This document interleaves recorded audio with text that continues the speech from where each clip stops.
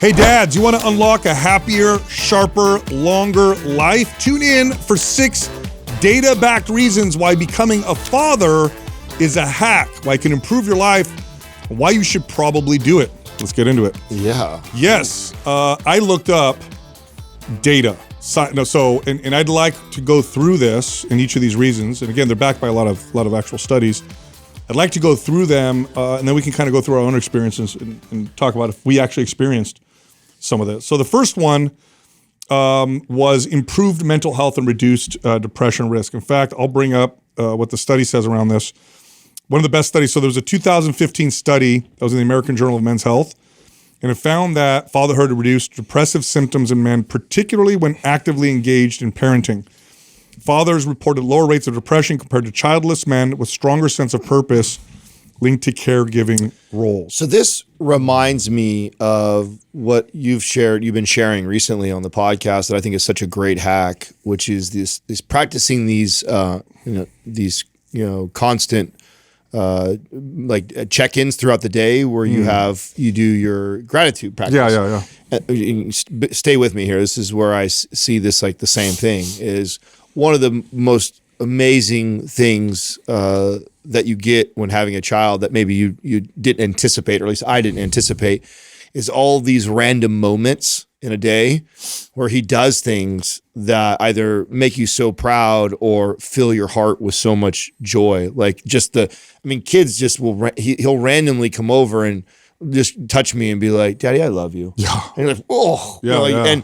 And just shows you that need as humans, even though we're these grown men who, don't cry, don't need, but yet how good that feels to have another being say that about you. And then the feeling that gives you, real hard to have a bad day, real hard to feel sorry for yourself or be down on yourself in a moment like that. And so I think if you're to the point of the study, if you're a very active dad, with your child, then you get these unbelievable rewarding moments sprinkled throughout the day all the time. And I think that has to play a massive role. Oh, I agree. If I think to the most joyful moments I've had this week or this year or the last 5 years, majority of them involve my children. And they're little things, right? They're little things like what you said, like you're my favorite, you're my best friend, or I love you. When I grow up, I want to be just like my dad. Yeah, stuff or like that. what are you drawing a picture of, buddy? Oh, this is me. I'm just like you, or stuff like that. And it's like,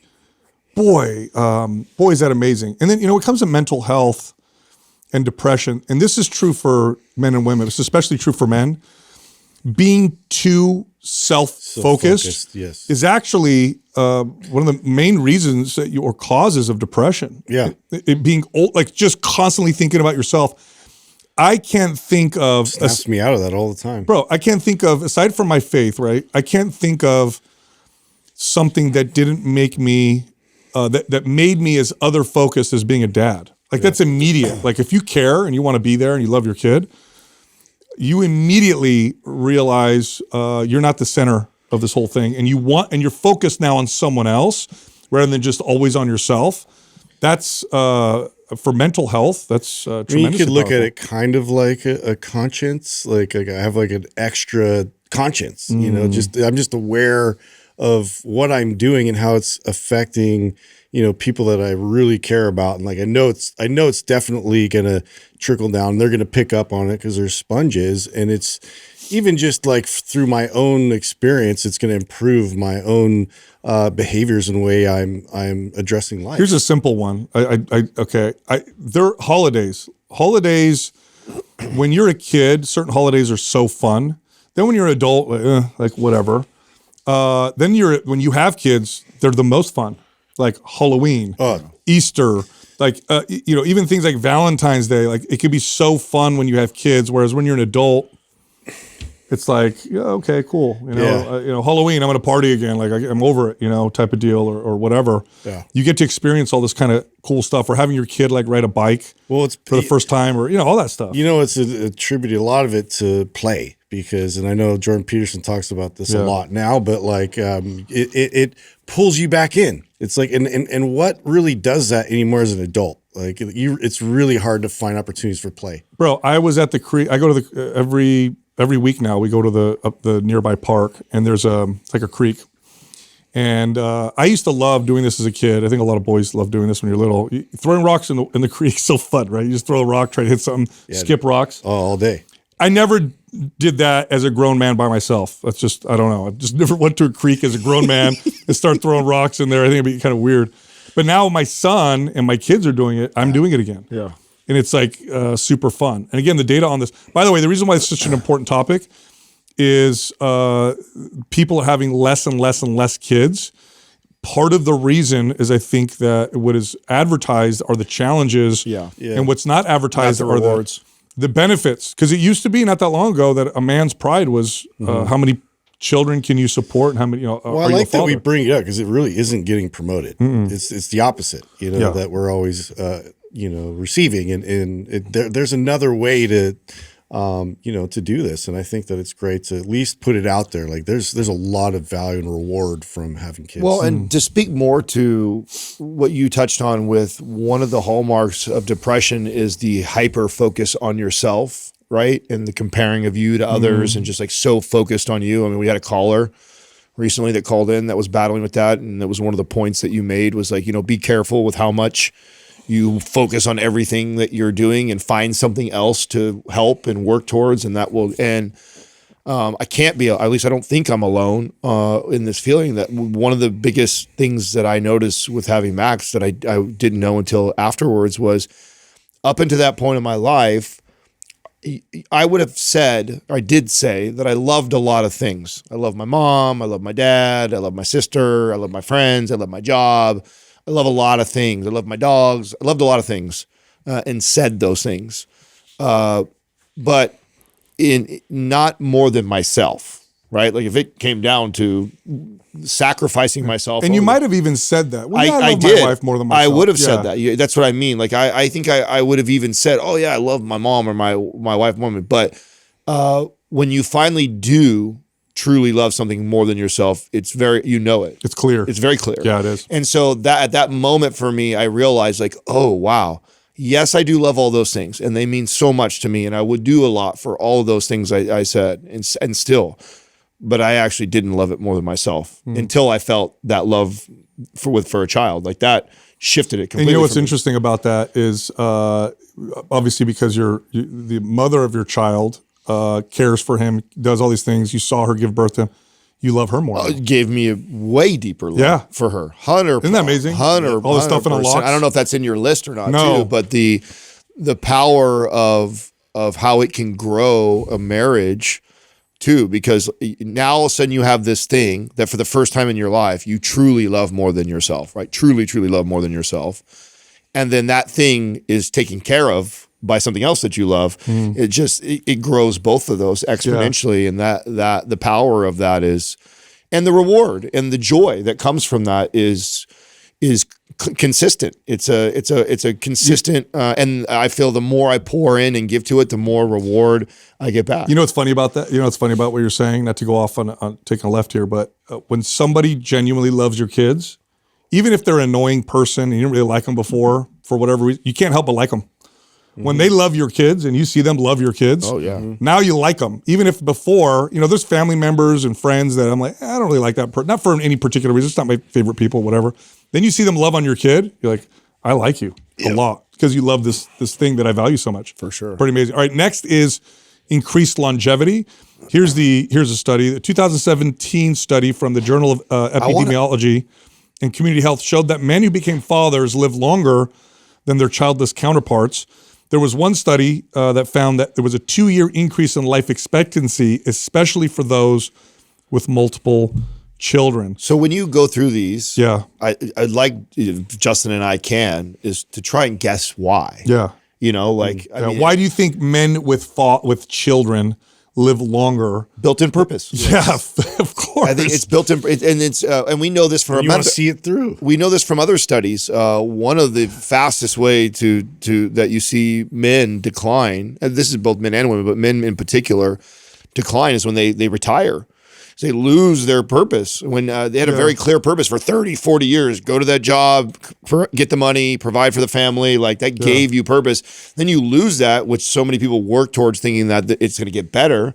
And in fact, life doesn't get better. It's in fact, a lot of men go through that midlife crisis and don't know what to do next because that gave, and so having kids builds in that purpose. Well, and I think I know this, right? You'll have men who will be like, man, I got to stop drinking so much, or I got to watch my diet, or I got to move more. Why? I'm a dad. I can't, like, I got to take care of myself better. I want to see my grandkids. For my kid. Now, of course, someone listening is like, well, I know a lot of dads are, yeah, of course. I'm talking generally speaking, though, the data shows this. Generally speaking, a man who gets older without children, without that, lives less long. They're more risky. They don't care for themselves in the same way because it's only about them.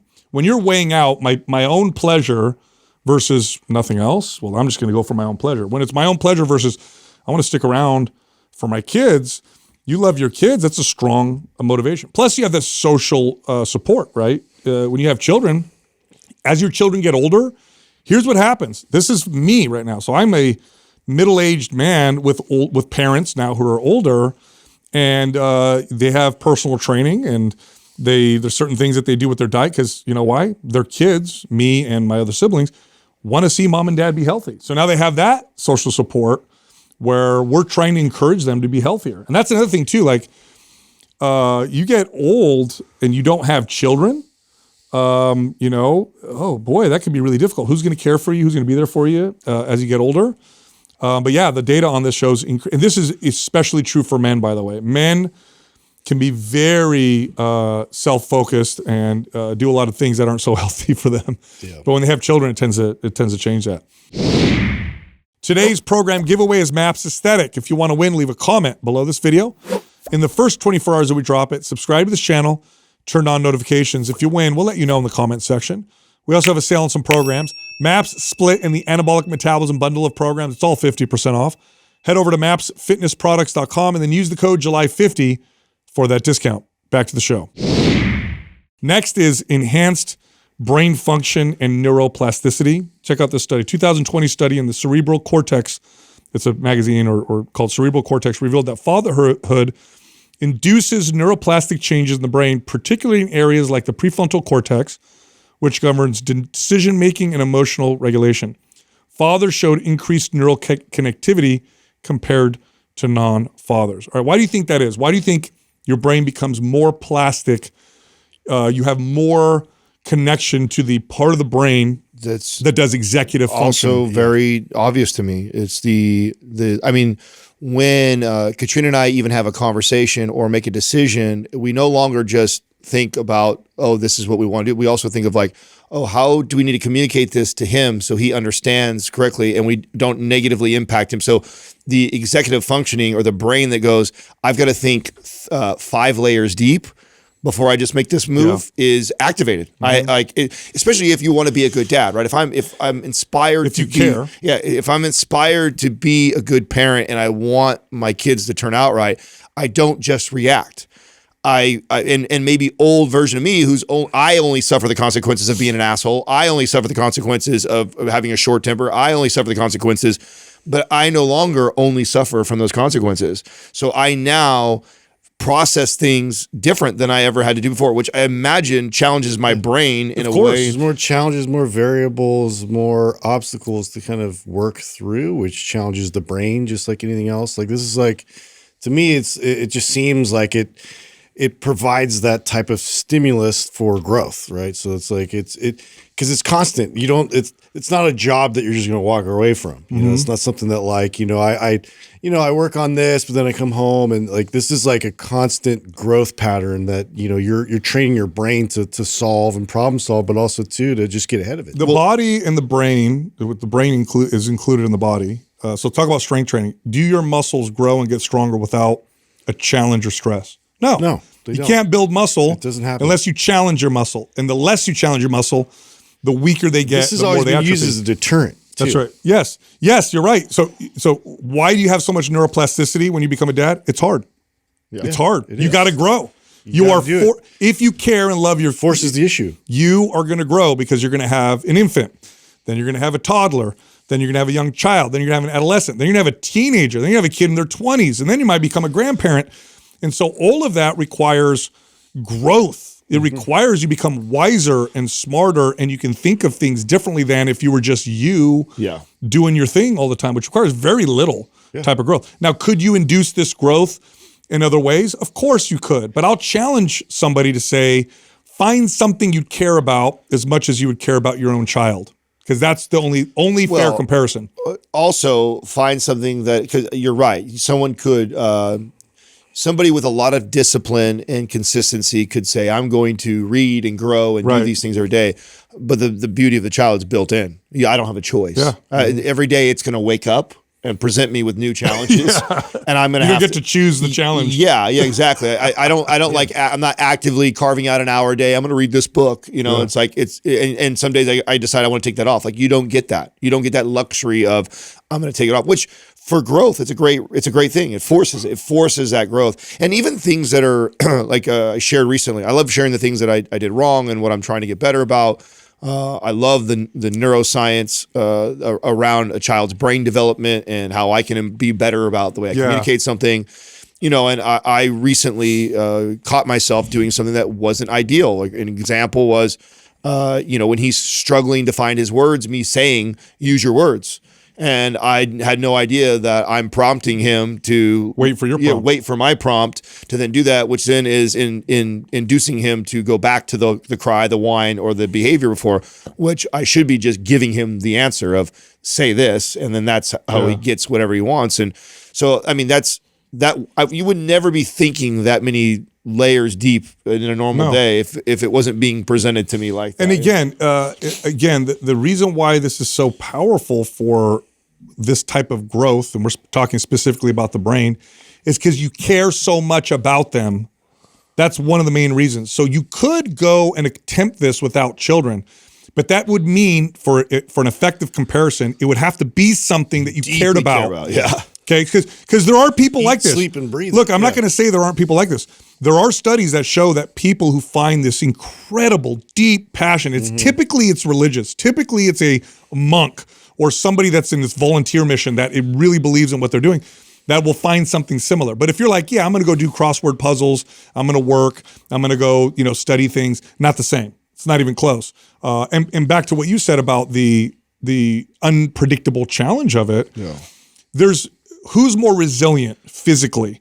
The guy that goes to the gym with a structured workout, still strong, still building his muscle, or the guy that works out in physical labor with unpredictable stuff and does that for decades. I'm going to tell you right now, I lift weights all the time. A blue-collar worker who goes out and makes it happen, it's unpredictable, will work me under the table. Another way to say it, too, is that who would be more dangerous or better? The guy who practices the martial art every day and practices skills and never fights. Or the guy that's in a fight every day. You know what I'm saying? Right. Like, that's the one you worry about, one who's in the fight every day. Right. Next is lower risk of substance abuse. So 2018 study in drug and alcohol dependence found that men who became fathers are far less likely to engage in substance abuse, including alcohol and drug use compared to non-fathers.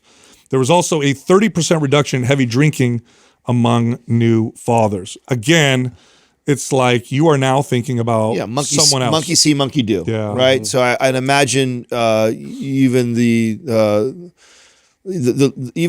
father that may not be on top of a lot of things realizes that, hey, the things I do, my son's probably going to model, or my daughter's going to model. Therefore, I should probably nip some of these things in the butt, or be at the very least aware of it, because there's a very good chance they'll go down the same I know people who regularly, for example, I'll give you an example. I know people who smoke weed regularly. They had kids, they reduce their use, and they smoke weed when the kids aren't around. Yeah, that's me. Because they don't want the kids to see them. Yeah, that's me. That's me. I make a very conscious effort that he can't even smell that smell. Right. It's like if I'm going to partake in something like that, because you don't want him to do it. And again, there come a time in high school when that'll be a conversation, and I'm not anti-weed, obviously. But I also don't want to promote that either. Right. So it's like I go through lots of lengths to make sure that if I'm going to partake in something like that, that, and I'm going to delay how long we have that conversation. I don't want him at the age of 7 going, Daddy, what's that smell? Yeah. And then I got to figure that out. You know what I'm saying? Like, not a good time. Yeah, I mean, it's all modeling, and it's also like you want to be present. You don't want to escape and have these things where it's like, okay, well, like what if something happens while you're in this state of like you're inebriated, you know, and then you're caught with your pants down. Like that's a horrible idea. Have you ever thought about that? That happens. I thought about that all the time. Oh yeah, it's like even if you're out a night out, someone's watching the kids, they put them to bed, and you're hanging out, and you're like, I'm like, I don't want to get too messed up. What if something happens in the middle of the night? Keep your wits about you. That's right. Yeah. Next up is the Stronger Social Connections. A 2016 study in social science and medicine found that fathers develop stronger social networks through involvement in child-related activities like school events and sports. Fathers reported a 25% increase in social interactions compared to childless men. This is especially true for men. We become hermits easily. A man becomes when you look at a man without kids, without a wife especially, they very easily slip into not interacting with a lot of people. Yeah, we go straight into provider mode. Yeah, or even if you don't have, especially if you don't have a wife, you're just not. As you get older, you become more and more and more isolated. This tends to happen to men. When you have children, you're meeting other parents. They're in school or they're friends with other kids. You're meeting other people with kids.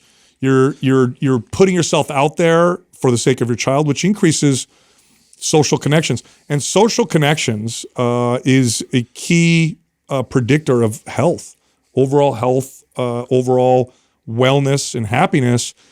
And it's these days especially, it's something that can be easily lost because of technology. It's very easy to get everything you need and do everything you need without really being around a lot of people. Having kids encourages that. Like if you have a kid in sports, you're gonna meet other people because of that sport, just that alone. Yeah, I mean, so I'm admittedly a father or a man that is not out there seeking new male partnership relationships, right? I'm not like, oh, I need another friend, or I'm not actively trying to do that. But I'm also in the same breath the dad who is like, oh, my son is becoming good friends with this. I want to meet the parents. Yeah, right. You know what I'm saying? This kid is hanging out with my kid all the time. They've become best friends. Well, I want to see what their mom and dad are like. So Katrina and I will hang out with the parents. Like that's just, and I would never do that. I would never go hang out with some random parents just to build more relationships. I just don't. I would make a million excuses why not do it, no matter what the studies say about health. But because I have a kid, I look through that lens. Totally. It's like, I want to know who my son is calling his best friend, the values that the parents have, what they're teaching their kid, because I know that kid is going to end up influencing as much, maybe more of my son and his behaviors than even I can. And if that's true, then I need to make sure that these parents are somewhat aligned with similar values as we have. Yeah. And then finally, I think this is the best one. There's an increased sense of purpose and life satisfaction. And there's lots of studies on this. But there was one study done by the American Sociological Association found a 70% of fathers felt their life had greater meaning after having children. This is a big one, right? Like if your sense of purpose is just you versus when you have kids, it is a big difference. You ask any dad who cares about their kids about their purpose and meaning in life, and part of that answer is probably going to include their children. Mm-hmm. It's an automatic sense of purpose. Sometimes this can push us in the wrong direction, by the way, which I think men need coaching sometimes from other well-established fathers, because sometimes you know what this looks like for a man. Oh my God, I have kids. I got to work 5 times as much. Now I have such a strong sense of purpose. I need to just work my ass off. By the way, the data on this is interesting. Men, the highest earning category of people in modern societies are married men with children. I wonder why. Because you have a very strong sense of purpose. You're driven. Yeah, that's 100%. So there's this very nihilistic view that some people hold of that we're this, irrelevant little speck on this rock spinning through the universe, and one day we're gonna die. And a handful of people will show up to our funeral, and then a month will go by, and no one will ever speak of you time again. And there's a lot of people that think from that perspective and believe that. And I like to think that there's a part of you that lives on through your children, and there is a bit of of me that gets carried on forever through my son and hopefully my son's son and my son, like, and if, and I play a big role in that. If I influence him in a positive way and give him all of me and my knowledge, then he's all of me and some, and he carries that on. And to me, that's legacy. That's real legacy, is like, I've taken everything I did over whatever time frame I'm on this spinning rock. I put that into this thing that shares my genetics, and then it's going to go pass it on. Like, that is the closest thing to living on beyond our death. And I think that to not see that or realize it or appreciate that, I think is crazy. I think that's one of the coolest things to, I mean, as I know mine's only 6 right now, but as you start to see their personalities unfold and you see little specks of yourself in them, you're like, oh man, that's cool. You know, you get, and can I help develop that, or maybe help show him where that could go the wrong way, and like you get to play that role. And so a part of you kind of lives on forever if done correctly. Now, right? the other side of this is you have less time, less money, and it's hard. Yeah, it's hard. It's hard. But I'm speaking to men right now. If you don't do something amazing that'll change your life, that's one of the best things you can do because it's hard, then you're a pussy. Because like everything worth anything in life is hard. Nothing that is super easy is in the same category. So of course it's hard. It's one of the greatest things you'll ever do, and it's hard. And yes, you're signing up for that challenge, but it's totally worth it, and it is. Yes. And again, I want to tell guys, like, you're going to become a dad. It's going to challenge you like nothing else. I want to push back a little bit on the time and money thing a little bit, and where I want to push back is that I do think that's what's perceived, is that all this time I won't have and all this money it costs to have a kid. It's similar to, like, you could make the same argument with getting married, right? It's another person that you have to is dependent on you, but as a married man with a kid, I am a better version of myself. I think I'm a far more successful version. So I think I have significantly more money than I would have had all by myself without a kid. Having a partner, having a child costs more money independent of itself, but because it gives me a greater purpose, I've reaped more benefits financially. Sure, that's why I said the wealthiest men are dads. And then the time argument, done a lot of cool things before I had a kid in my 20s and my early 30s, right? A lot of cool things that have created neat memories in my head. None of them come close to comparing to the memories that I already have with my kid. It's only been 6 years. And it's only been 6 years. So the time that you think you lose out on, or that you trade for other things, guess what? Ends up being far more valuable and greater to you anyways. No, that's great. Earlier we were talking about how technology can make it so easy to stay isolated. Doug, I would love for you to look up a statistic on tech addiction, if there's a definition for it, and if people are seeking help for it. And this is just on the heels of that one study that showed that people who are using AI regularly are actually losing. Their IQ's dropping. Their brains are becoming atrophied. In fact, there's some studies that suggest that the brain shrinks in certain areas, like muscle, that's getting weaker and atrophying. And so I'm wondering how aware people are about tech addiction and what that does. And what does that say up there? How do they define it? It's a compulsive and excessive use of technology, including the internet, social media, online gambling, and other digital devices that leads to negative consequences in a person's life. It's characterized by a loss of control over technology use despite negative impacts on relationships, work, school, or mental and physical health. Is there a stat on like what percentage of people report? So, Sal, wouldn't the same thing be shown in a study if you took a group of 100 people that for, say, I don't know, whatever period of time you want the study to run for, one group always uses a calculator, the other group always does long form math. I would imagine the ones that don't go long form and use the calculator, their brain atrophies somewhat. And the ones that do challenge their brain in that way. Yeah, so no, that's a great question. And the reason why I bring that up is because that's how people are going to view this, is like, of course, I no longer Of course it atrophies. Who cares? The AI is handling it for me. I don't just like how is that any different than a calculator? So I'll give you the example because that's a great way to how position much it. are you willing to give up? Yeah, it's such a great way to position it. So we'll use muscle in physical ability. I don't think we should go back to a time when we were breaking rocks and washing things by hand and everything's so physical. GPS and all that. Yeah. I think I think there was like get rid of some of that, right? I think, but we've gone so far in the we don't do anything physical now that to the point now where we're having all these detrimental effects from lack of activity, to the point where we have to schedule activity. Yeah.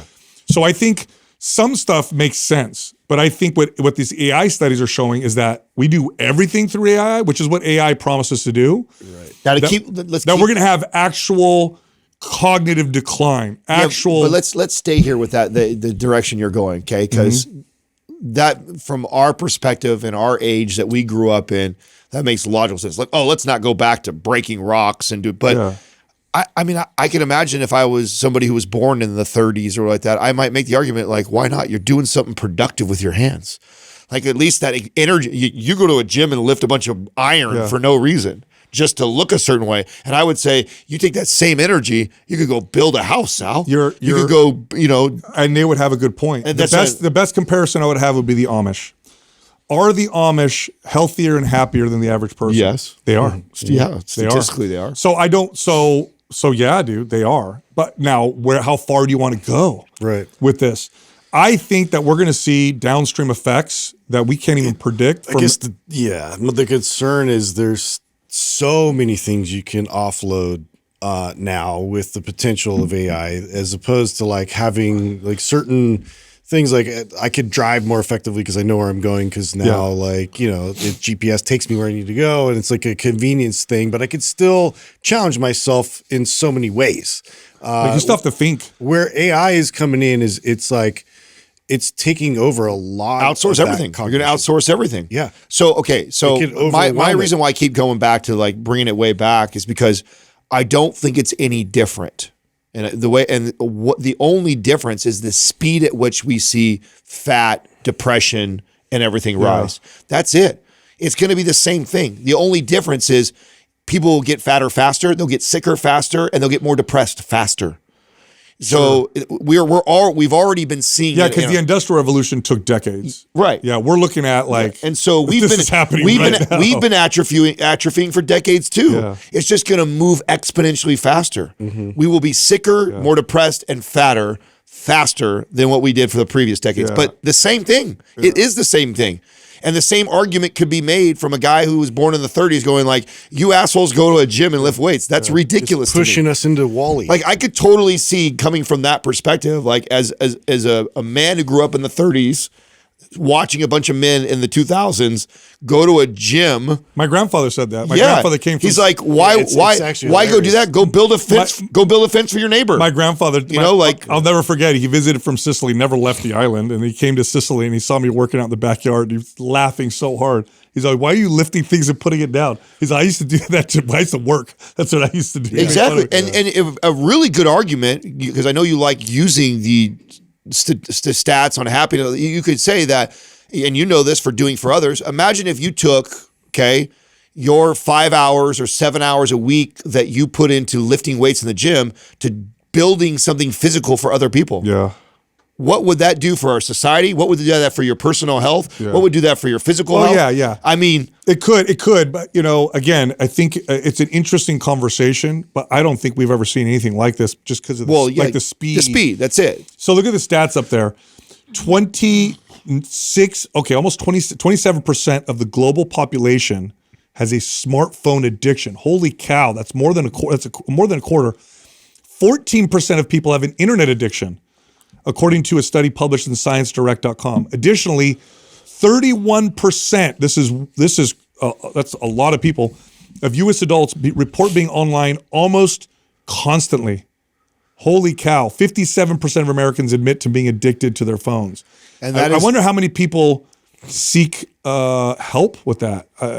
probably not many, right? Are there? There probably, it's got to be a growing clinics. field. Well, right? there's also these growing things. Like I mean, did you guys ever hear about when we were kids these retreats, these blackout retreats, and like dark retreat? Like that's a thing now, and that's a growing thing. Like it would never existed. Now it's popular. Ayahuasca trips are popular now. But all these things have been around forever, but they're becoming popular for these reasons. Is more and more people, although a small number, but more and more people are realizing nature cleansing. There's a lot of this stuff that's happened. I just saw one of my friends that's a big social media influencer. She posted like, I'm taking a break on the internet for the next month or whatever like that. See you later. Like you're starting to see that happen more and more. Well, so there is more awareness. It's the reason why, like, you think to yourself, like, why would you ever go camping? Like, you're going to go out, you're going to sleep with no AC, no air heating. It's so hard. And then typically when you come back from camping, you're like, that was awesome. I'm so refreshed. It's just disconnecting from all the stuff. There's something inside of us that kind of needs that. But that the reason why I brought up the tech addiction is I was we're going to talk about or mention Rock Recovery Center a little bit. This is our friends that have a rehab facility that offer a scholarship to one of our listeners and viewers where you go there and you get, I think it's 5 months of rehab help. And I looked up the 10 reasons why people go to rehab. Like, what are the main reasons? You guys want to guess the main reasons why people go to rehab? The first one obviously is substance abuse, right? I go there for substance abuse. But there's other reasons too. Mental health disorders is one. So many people go there to address co-occurring mental health issues that are often alongside substance use. So they go in there with mental health issues and they're using the drugs or whatever to try to self-medicate. Then another one, here's one of the biggest reasons, legal or court mandated requirements. Where the court's like, listen, you've had 3 DUIs, you're going to go rehab. Then family or social pressure is another one. Whereas family says, if you don't go, we're going to cut ourselves out and you're going to have to go. Then there's health complications from addiction, job or career consequences, behavioral addictions, sometimes non-substance, and financial and social stability. And another one is relapse. People are like, I tried quitting a million times. I need professional help, type of deal. Really interesting. I wonder if you're going to see I bet you will. I mean, of course you will. AI addiction. It's only going to get worse. It's only going to get worse. That's what I think. Yeah, I don't disagree with that argument at all. I actually really don't think it is that much different than what we've seen. We're seeing it at such a fast rate because what AI can do. Yeah. But we've already been watching this happen over decades, and to me, that's the example is like we're gonna have to choose hard, and that's hard to do. No pun intended. I mean, easy, have everything you think you want, or hard and unpredictable. Yeah, that's what it's gonna look like. I mean, look how hard it is to, for what the percentage of population to choose to go to the gym and choose to do hard physical activity. And we know the benefits. And we know how crazy the benefits are. And so this will be no different. This will be no different. It'll be really hard to convince a good portion of the society that. Do you guys think that fitness and health, for lack of a better term, fanatics are going to be the ones that are more likely for sure to disconnect? For sure. Absolutely. Because they're health minded. Yeah. I agree. And they've already connected those dots. Yeah. And they already have the discipline. Yeah. And they're already used to They're already choosing hard. They've already chose to do physical labor to take care of their bodies. Once they really make the connection of the mental health side with the tech and everything like that, they'll be the AI, first ones. I agree. Yeah, they're more likely the first ones. You brought up AI. Justin sent me this video over the weekend on how some people are already worshiping. Oh my God, yeah. AI. Tell me. So they're already kind of making it their God. Yeah, so I don't exactly know the groups where this is happening, but there's been a lot of reports of people actually starting to worship it because they're getting all these answers, and then every day they wake up and they ask it questions just like they'd be praying or they'd be doing things. Of course. And so it serves a lot of those functions of if you're perceiving God as this like genie or this thing that's like just gives you what you need. Just gives you like answers for what's going on. And so it just seemed like, wow, that was an inevitability. Yeah, your antichrist theory gets stronger and stronger by the day. I agree with it. I didn't want it to come to fruition. But yeah, it is looking like it's making steps. Do you guys know who Stephen Meyer is? That name sounds familiar. So he's like intellectual who what's he speak for the last, I'd say 20 years, he's been the guy arguing for intelligent design. Yes. And what he does is he debates and discusses with astrophysics and science and biology on why it's more likely that there is a God that there isn't. I watched this video that he did, this talk that he did, and I was somewhat familiar with this, but he broke it down. Before the 1920s, or right around the 1920s, most scientists thought that the universe was everlasting and infinite. That was the belief. Like this, it's an everlasting, forever universe. And then Hubble, I believe, was one of the first to be able to observe that there were other galaxies. Because initially it was like, this is the only galaxy, and then after that it's just space forever, and it's been around forever. Yeah. Then they were able to observe light coming from these galaxies, and they were able to discern accurately that everything's expanding and moving away from us. So they were like, okay, if we rewind time back far enough, that means everything was all in this one point and came out of. Yeah. And then I didn't realize this. He had all these quotes from these scientists who were atheists, and they were angry with this answer. They were like, this doesn't make me feel good.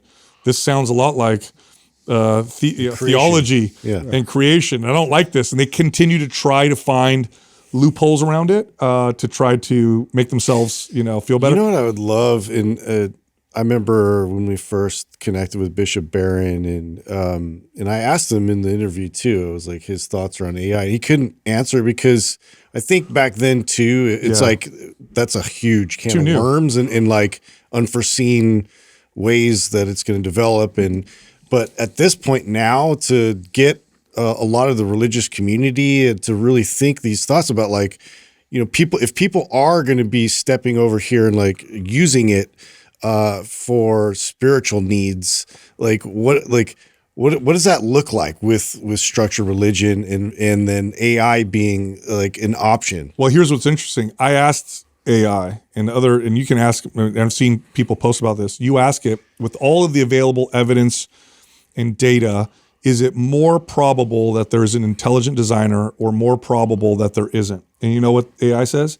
It's more probable that there is. So AI will actually. Well, yeah, and you saw the guy with the highest IQ reported. Yeah. He also says a lot of inflammatory shit. Okay, yeah. Well, I follow him on Instagram, bro. Oh my God, he's got a little arrogant. Yeah. Have you seen some of his stuff? I have. Oh yeah, bro. Yeah. So okay. But check out this quote that Stephen Meyer shared. This is from Robert Jastrow, who's an astronomer. For the scientist who has lived by his faith in the power of reason, the story ends like a bad dream. He has scaled the mountains of ignorance. He is about to conquer the highest peak. As he pulls himself over that final rock, he is greeted by a band of theologians who have been sitting there for centuries. I thought that was so cool. Yeah. What a great discussion. If you like this kind of stuff, you got to find this guy Stephen Meyer, and he breaks things down pretty well. I'll have to check him out. Yeah, and he kind of deduces things, so it's really interesting. On a lighter note, I tell you guys a story last night. So it was Max's birthday, and you guys have obviously heard my, how we've allowed him to eat sweets as he's gotten older and things like that. And so it's his birthday. We got him a cake, and this year, I think this is the first year we got him a normal cake, right?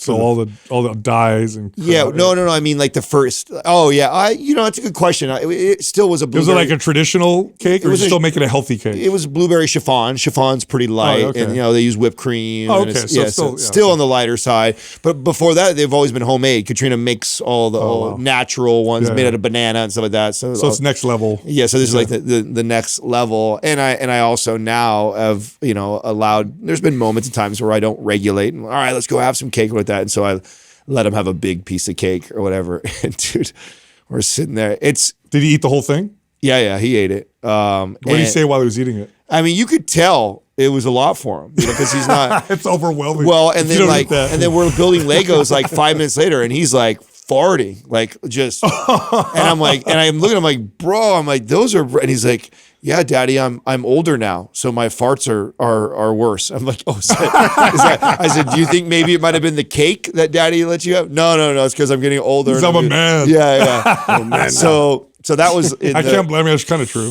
So that was like in the early evening before bed. Then it's time for bed. And this has never happened before, so it's so funny. I'm sure it's all connected to cake. So Katrina and I put him down, and we decided to lay in bed. We're gonna watch a movie, and we just got comfortable, and we're laying just started the movie or whatever, and he comes busting through the door. I gotta poop. You know, like that announces it to us that I've never done that before. I just bust through the bedroom door. I gotta poop. Yeah, and it's like, well, go, buddy, go. Yeah. So he runs in the bathroom. Have you guys ever heard me tell you his funny? Do you guys remember me telling you when he goes to poop, what he does? No. With the flashlight and all that stuff like No. that? Yeah. So my son has this thing about pooping in the dark. He has to have his flashlight. He wants it completely dark. He wants his privacy. So I'm laughing because you ever have one of those poops, like you ate some food and you're like, you just need to turn the lights down and just take your shirt off. Take your shirt off. You don't want to look at it. You just flush that is it. out of there. He gets completely naked. He takes his clothes off. Yes, bro. He takes his clothes off. He turns off the light. I feel him right now. I mean, dude. it is like a 40-minute ordeal, and you go check on him, and you'll just be sitting in there and looking at the ceiling and looking at the light and playing with the toilet paper. And That's hilarious. But he does that, right? So here he is. He's obviously got to go. So he goes rushing in there, and he's got to poop. And then I'm laying in the bed, and we kind of did some remodeling in the house. We actually have these we have 1, 2, 3, 4. We have 5 light switches in our bathroom. And so I'm watching him having to go and he's trying all the lights to get the dimmest light setting. And I have all adjustable on all those things. And so he's doing the closet light, and I'm watching him you could see his brain working, trying to get the right lighting. Yeah, so you get the right ambiance. I'm like, bro, go poop. Magic. So just go. Yes, dude. He come busting in because he's got to go formula, dude. He's got to go so bad, but then he's like, there's too many options for the light he here. is a man, bro. Oh my God. That's a guy thing, bro. I about You gotta have a died. you gotta have a right. I said, I got to share this with the guys. I said, this was so funny to That's watch. funny, I was sitting dude. there watching him fumble with each one of the lights and adjust to the right way. Oh, that's too much light. Oh, that's not enough. And it's like, oh my God, Bro, dude. you know it's one of those poops when you take your shirt off. Oh, yeah. Like, you just I just gotta I don't you see, that's the thing gonna be dirty. what's fun and interesting about raising a kid is I don't know where he gets that. That's not a me. It's natural. Yeah, it is. Just like what made this kid decide he wants to get naked when he goes poop and he wants to be all alone in the dark. Yeah. That's that was all him. They do learn things from you too. That my kid. I mean, I make jokes out of farts all the time. So which was actually, it was a super mistake. Like I should have never done this. So now my 4-year-old, he thinks it's awesome and he loves to run to us and hit us. With a fart. And he's done this before. He sat on his mom was laying down. I bet you get the dirty Oh, looks after dude. that, right? He sat on her head and farted. And I'm like, God. and I turned my head. Hard not to laugh. Yes, dude. Because that's like, you don't fart on your mom's head. What's wrong with you? That's terrible. Yeah. Like, that'll, you know what I mean? Like, when I was a kid, it got me beat, you know? But he did. I had to turn my head real quick and I had to gather myself before I went and, talk to him and discipline him a little bit. But I mean, it's my fault. It's all my fault. You know that everyone's been talking and commenting about his Emperor Palpatine costume that he wanted to be for his villain's birthday. We did a villain birthday party and he wanted to be Emperor Palpatine. Now, the funniest part about this with my son is I can't even get him to watch Return. He won't even watch. Too scary? It's too scary. It's too scary to watch that character. But he wants to be it. And the only reason why he's made that connection is because he'll watch the Lego version of Star Wars. So the Lego version is really a lot more tame. Yeah, way more tame. It's comedy, but you get an idea of who the bad characters are, who the good characters, and they put a funny spin on even the bad guys. Like in there, Palpatine and Count Dooku and all the bad guys, they're kind of funny and they do funny stuff. And so he really wanted to be Emperor Palpatine, and everyone's like, oh my God, he's into dark characters like this. I'm like, yeah, but he won't watch them. He won't even watch the real one, Dude, I gotta say, so I think it's awesome. Dude. Different topic. It is awesome, by the way. Different topic. I I bought more Bitcoin today. And not a lot, but I bought more. And there's two reasons why. One is a stat that I'm about to read to you. Two, because Adam said to you, and he has I got the magic. yeah. This is always works, everybody. Ladies and gentlemen, listen. Okay. When Adam says something's a good buy, but refuses to buy himself, historically, Run. 100% Go get it. success. Yeah. And it's worked for me every single time. Because I'm like, are you going to buy something? He's like, no, buy it. So anyway, look at the stat. As of 2025, this was shared to me by my brother, and I have a thread with my brother and a bunch of my cousins, and they're all this is what they do for a living. They're all investment. Are they going to show you the every 4-year trend or whatever? I've seen all that. Okay. And that's all cool and interesting. Yeah. But this right here, statistic made me go, oh yes. And yes, I know that that banks are going to start using it, regulating it. Yep. That's a plus, right? As of 2025, only 6.8% of the global population has invested in cryptocurrencies. That's it. Wow. Less than 10%. So that doubles, which is nothing. That's 13% of people. The value is going to go through the roof if it just doubles. Wow. So the room for growth on something like Bitcoin is so I got that stat and I was convinced I'm going to buy a little bit more. Then I came and told Adam. Adam's like, for sure, get Bitcoin. I'm like, are you gonna get some? He's like, no. I'm like, don't. I literally got on my phone. Now I'm doubling down, tripling, quadrupling. So anyway, but they think it's gonna go to $1 million. Yeah, that's the prediction. It's at 100 and what? And it's because it there's a finite amount. Yeah. And I mean, I believe that with anything. You look at coastal real estate. You look at you can only have very so much. special spec cars. Yeah. I mean, almost anything that someone else may not think is considered an asset, if there is a scarce amount of it and enough people want that thing, it is absolutely an asset. And so, there's only so many of those. And to your point, if only 6% of the population, and that's saying total cryptocurrencies, I ain't saying 6% own Bitcoin. That's right. So, there's over 68% it's in Bitcoin. Okay, so half. So, So Bitcoin's the biggest one, obviously. Yeah. That's definitely better than the NFT thing. You know what's funny? Dude, I was thinking about this the other day and like some of the like hustles that we've experienced just on our own, like being here in the Silicon Valley and like what we've seen people get into and then it's just totally flopped. Like, you remember the whole domain hustle? Yes. When that came out, the everybody's buying up all the .coms. domains. Yeah. Because you could sell them. The same thing as NFT. Do you know what I did? Like There was, okay, so if you don't, speaking of that, I totally remember this. I bought into it. We were personal trainers, and I remember people getting money and funding because they had a .com. Because they owned dog.com. People were just giving them like money to build a business around that because they're like, oh, in the future, you own that? You will it's gonna own be huge. Yeah, you will own nothing. Yeah, it means absolutely nothing. That bubble popped. I bought into it, by the way. So at the time, if you bought a domain, at some point, the company's going to want that name. They'll buy it from you, right? That was the whole thing. Yeah.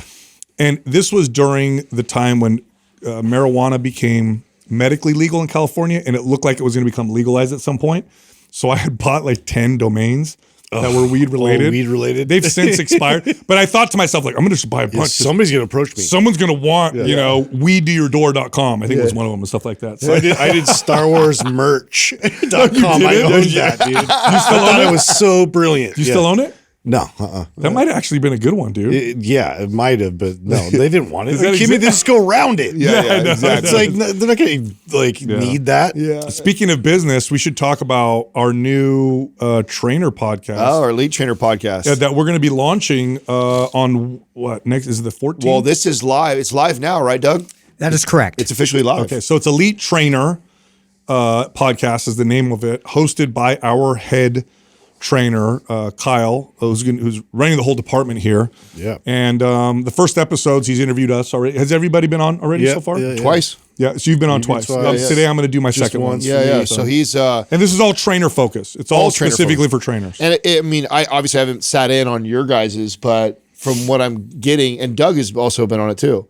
So from what I'm getting is, Kyle is really interviewing each of us individually and really giving both the listener peering in what we all kind of do for the business in a sense and our strengths. And so, you get a little bit of all that, and it's all related to make you a better trainer or better business operator. So, and the idea is, as this continues, because it's going to keep going, will be to have other top trainers on, other top fitness professionals talking about all the stuff that would benefit a trainer. Everything from nutrition to biomechanics, anatomy, business, social media, how to expand and scale, how to use your different programs and systems. It's going to be what it's all about. So it's exciting. Elite Trainer Podcast. So and honestly, for the audience, even if they're not, like, this is, our opportunity just to shout out support, because we know when you launch a podcast, the first 8 weeks gives you the opportunity to rank against other new podcasts. This will be a completely separate new podcast, right? Separate from this one. And so any support that we can get from you guys, download the episodes. It'll help listen to it. And and all I ask, if it was helpful and you liked it, leave a review and share it. That's it. That is the best way you can help support Kyle and our team that is trying to create a whole community around serving and helping trainers specifically. And so anybody who's listening right now, the best way you can support is go give it a listen. If it was valuable to you, leave a review and share it with someone else. And that is the best way to help us grow that thing. Element is an electrolyte powder that you add to your water. It tastes amazing. There's no sugar, no artificial sweeteners. Check this out. It has the right amount of sodium. Most electrolyte powders don't have enough sodium to really make a difference. Element T has 1,000 milligrams per serving to help you in those sweaty workouts for better pumps. It's especially valuable for those of you on low-carb diets. Low-carb dieters often notice brain fog or they hit a wall, and it's often because they need more sodium. Go check out Element. Go to drinklmnt.com/mindpump. You can get a free sample pack of their most popular drink mix flavors with any purchase. Back to the show. This segment of the podcast is brought to you by Mind Pump Fitness Coaching. This is the #1 course that teaches trainers and coaches how to build sustainable 6-figure plus businesses and careers in fitness. Look, it's roundtable based, so you can hear Adam, Justin, and myself teaching you how to build a better business, get more leads, close more deals, close bigger deals, and be more effective trainers. By the way, our course is nationally recognized. In fact, it gives you 1.9 CEUs with or for your NASM certification. Find out more at mindpumpfitnesscoaching.com. First question is from the Francesca Marie. I keep seeing female fitness influencers show off their flat stomachs and basketball-sized booties while telling social media how this look is attainable. But is it really?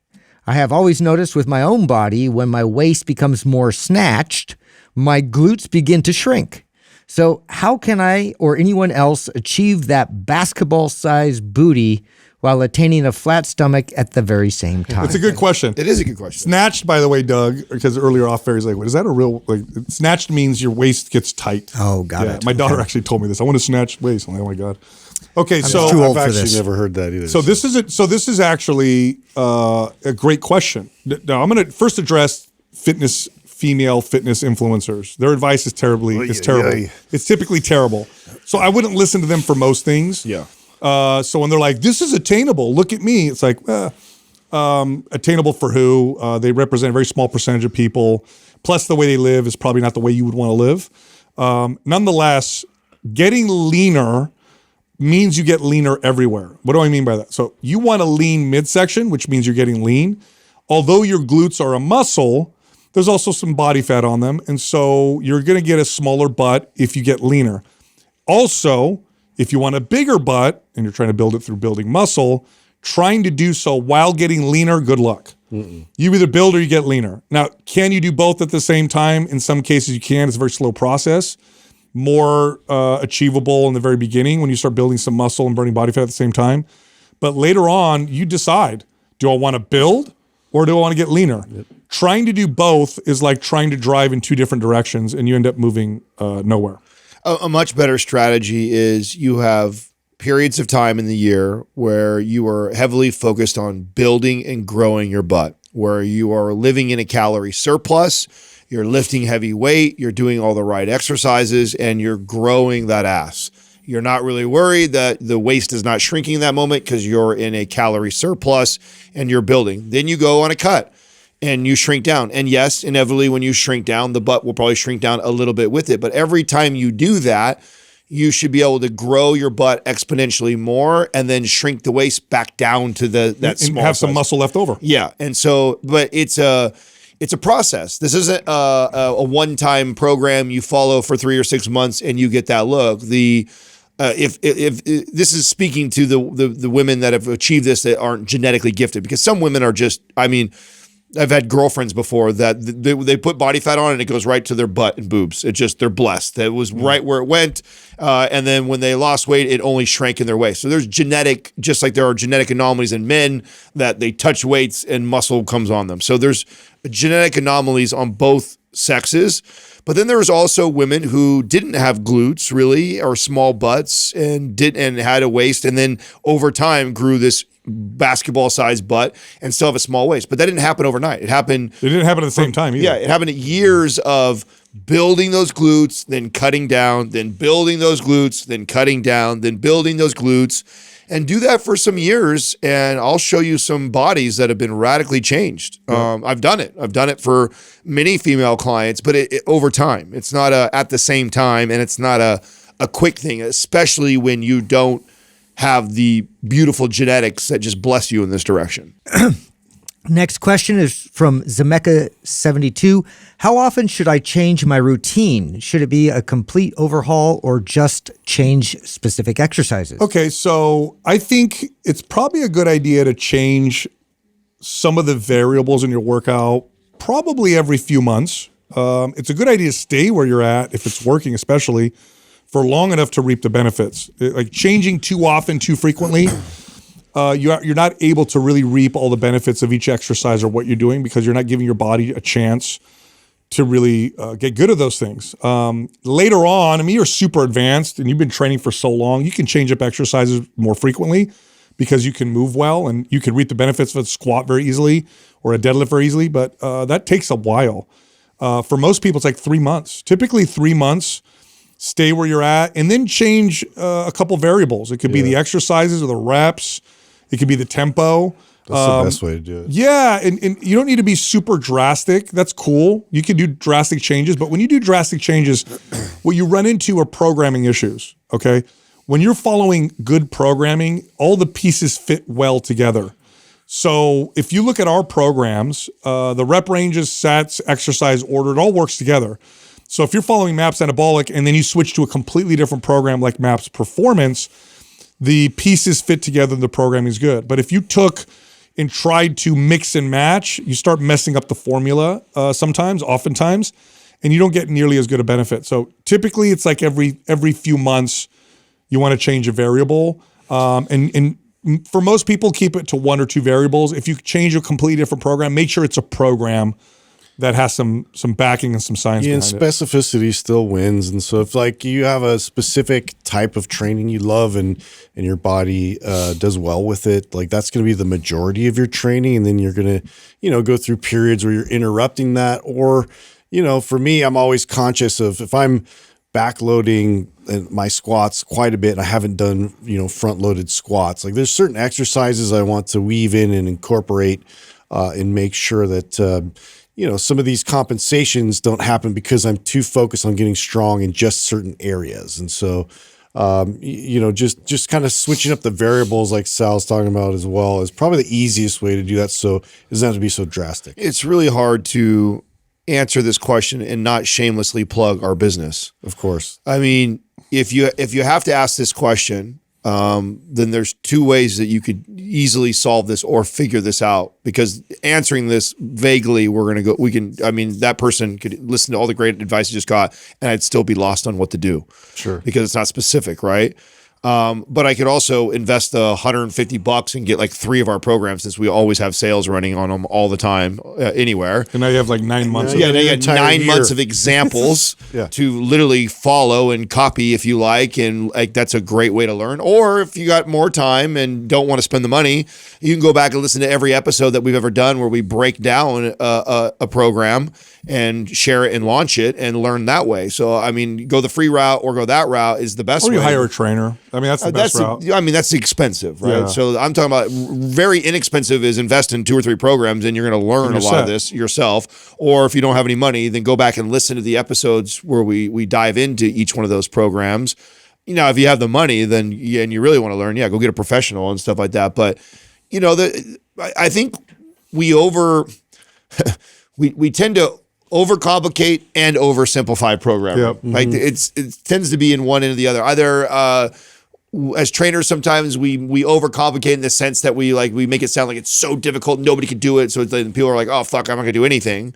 But then we oversimplify it because then we're like, if you just do these couple things, you're gonna be great. Well, yeah, you will. That'll get most people really healthy. You just do these handful of things, but the real art of changing your programming up, and it's like writing code for somebody. It's like, I don't know how to do that, so I'm probably going to hire somebody to teach me or show me, or I'm going to spend the time learning, and the return I'll get on that is exponential. Next question is from AGNMT35. Are belt squats as beneficial as barbell squats? I got to say, belt squats were not a thing for a long time. Now I use them quite a bit. I love them. They're different though than a barbell squat. Yeah. A barbell squat is loading. You wouldn't say everything. it's as beneficial, would you? I wouldn't. No. Because a barbell, it's great, but it's not as beneficial. Yeah, like a belt squat. So what a belt squat does, the belt is around your waist. It's typically attached to a cable that pulls down between your legs, and it takes out most of the body. It's just a lower body exercise. Now, I like it better than other leg only exercises because you're standing upright, great range of motion. It's a good fundamental kind of human movement. It's great for mobility for people who have a challenge with deep squats. But you've taken out the entire upper body that you'll get from a barbell squat, where you're balancing a bar, you're holding it with your hands, which has lots of value. Which has lots of value. Your low back and your core is more activated and involved. I mean, a barbell squat's going to make you stronger, faster.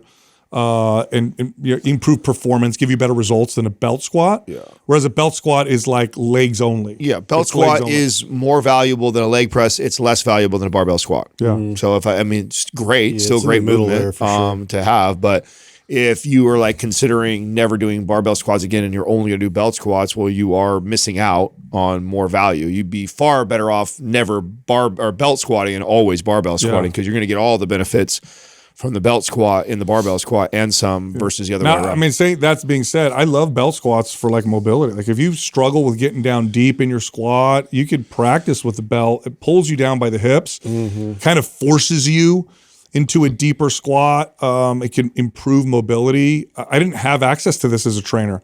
If I were training clients today, this would be one of my staple movements to help people with mobility in their hips and their ankles.